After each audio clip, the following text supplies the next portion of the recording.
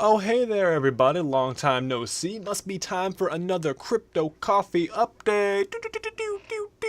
This is Paul, as usual, here with the news, events, conferences, all the good stuff coming at you in the crypto world. And the only thing I need from you is a simultaneous sip, which is basically just a sip of coffee, tea, water, whatever you have on hand, so we can have a nice, pleasant bonding experience, get our day started right with a moment of reprise together. So join me now.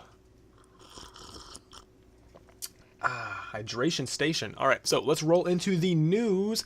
Crypto markets recovering apparently, and Tether is stabilizing. This is something I briefly mentioned, I believe, in the last Crypto Coffee update, and we have a litany of information coming out in a two-part Tether series where I repeatedly mention I don't have a crystal ball. Tether could go up or it could go down depending on how things end up culminating, but suffice to say that the news doesn't bode particularly well for the long term. Now, it seems in the short term things have stabilized, but if you want more relevant information, go ahead and check out that video series I mentioned. And again, know that I don't have a crystal ball and things can unfold seemingly at any time. And always, as always, do your own research. Let's go ahead and move off of that subject. Like I said, you could check out the video, and let's get into the more relevant news of the day.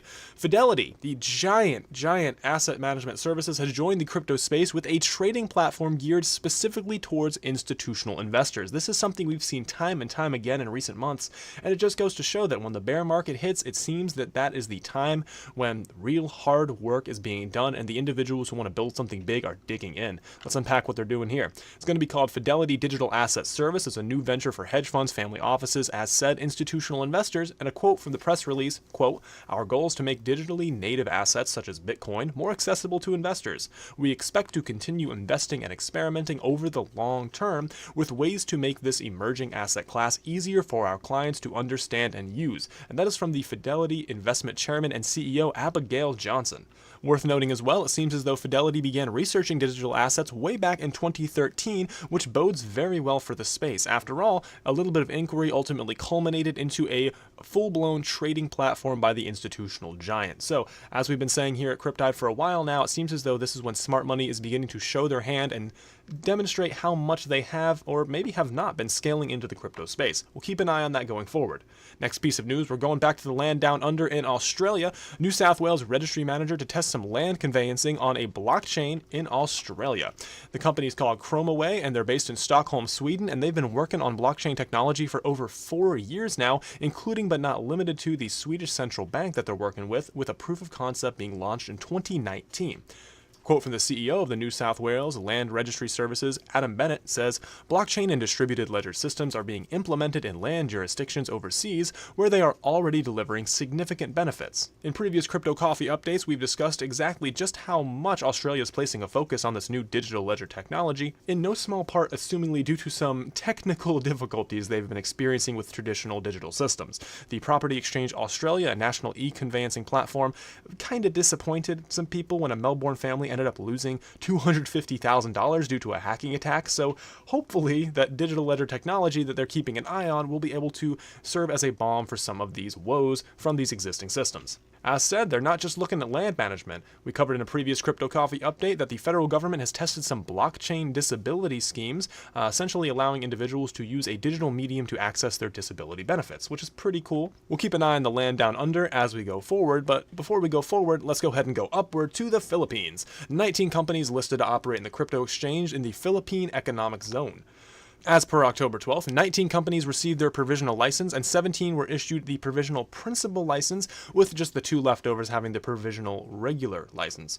A quote from the company CESA, which issues these licenses, quote, "Provisional principal licenses allow licensees to conduct offshore financial technology solutions, business activities, and offshore virtual currency exchange activities. Provisional regular license allow them to conduct offshore virtual exchange activities, period." And this is not a small cost. Licensees must have authorized capital stock of 500K and paid-in capital of 200K, and it requires each cryptocurrency exchange to invest at least $1 million USD in a period of 2 years and put up a back office in the Philippines. So this seems to be a way for the island change to attract some external economic investment using the hot new commodity called cryptocurrency. Additionally, 8 firms are under review, which, if approved, will bring up the total amount of regulated exchanges in the Philippines to a total of 27. So time will tell just how big this list will grow. And it kind of makes sense regulators are keeping an eye on this kind of activity, given that another exchange, Yobit, decided to blatantly pump and dump some coins in an effort to get some eyes on its exchange. So regulators beware. Here's a clip from the article. Yobit, I believe, is based in Russia, which is what the article claims, but I don't believe they've actually put out where their main operations are based out of,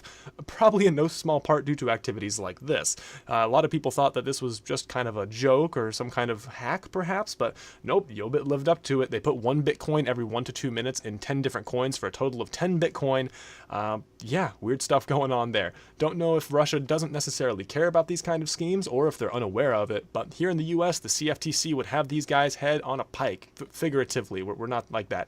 But suffice to say, definitely not green light activity. This does beg the question, how can individuals who undergo this kind of activity remain anonymous, or at least pseudo-anonymous, when undergoing activities that are illegal, blatantly illegal in some jurisdictions? Well, that has a lot to do with the uncensorable and quasi-untraceable nature of some crypto technology, something that is a huge boon to humanity as a whole. After all, guys, this isn't just something that, well, I'm worried about Comcast looking on my phone calls and I want to obfuscate from that kind of information. That's a legitimate use case, don't get me wrong, but there are some individuals living under oppressive regimes like North Korea, Venezuela. They can't get information out without the government ensuring that they're not saying anything bad against the government.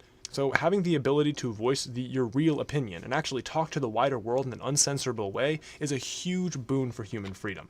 In fact, it's not just impoverished socialist dictatorships or war-torn nations that are suffering. In fact, Facebook recently had a massive censorship campaign where it removed primarily freedom-oriented projects under the guise of eliminating fake news. Many conservatives had an outcry about this, but realistically, a lot of these are voluntarist projects and anarcho-capitalist projects. Anti-media, Free Thought Project, V is for voluntary. These individuals were simply wiped from Facebook's history and they can no longer access their account.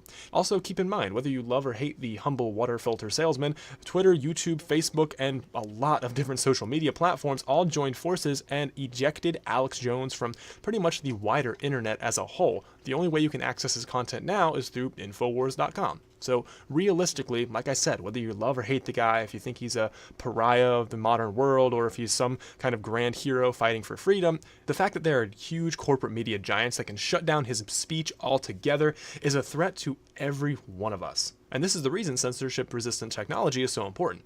Developers, entrepreneurs, etc. are working on these peer-to-peer tools that cannot be intercepted by state agents, as can be seen here in the article. There are major technologies blossoming out of this movement, and it's really an exciting time to be alive. If you guys are interested in how to increase your censorship resistance without utilizing cryptocurrencies per se, here are 10 VPN services that accept Bitcoin. I'm not going to go over every single one here in the Crypto Coffee update. I'm just going to drop the link below in the description for you guys' convenience. So, hey, like I said, trying to give you guys the information that's relevant to you. You can make your own decisions there. And as said, you got to choose the one best for you through doing your own research, guys. And if you need to learn how to do your own research or are unfamiliar with some various tips and tricks of the space, feel free to go and hop over in the Cryptide Discord, link below in the description. And we always have good conversation going on there. Got news articles, all the videos are posted. So kind of nice chill hub to hang out. And of course, enjoy your coffee with Paul. So with that said, that's all we have for the news. Let's go ahead and do a little segue into the happenings for October 17th, Wednesday. The Data Leaders Summit Europe is happening in Barcelona, Spain. The Uprise Digital Festival is kicking off in Dublin. Blockchain Summit Latam's happening in Colombia. Dubai Blockchain Expo 2018 is kicking off in Dubai, of course. Blockchain and Bitcoin Astana is happening in the beautiful Central Asian city of Astana, Kazakhstan. And the TC3 Summit's kicking off in San Francisco. Moving on to October 18th, Thursday, San Francisco Blockchain Summit is kicking off allegedly for October 18th. Couldn't find a date on their website, guys. However, it's linked in multiple different sources saying that that's the date it's occurring. If anybody knows about San Francisco Blockchain Week, and if it is indeed happening on October 18th, let your buddy Paul know. Moving on, we have the 2B Blockchain Conference happening in Berlin, Crypto Games Conference happening in Minsk, and the Blockchain Beyond the Hype info session happening in Singapore. That's all we have for Thursday, October 18th, and for this Crypto Coffee update, like I said, check the description. We got the Discord link and all the sources, along with a big list of B-list tokens. They're okay projects, some more high caliber than others, you could say. But nonetheless, I aggregate all this information so you guys can have the best handle you possibly can on the space, while also, again, doing your own research. So with that said, guys, let me know what you think of this content below in the comments. Much love. I appreciate it. I read every one. You guys really keep me going. But for now, my name is Paul, signing off. We are Cryptide, and remember, the tide is rising.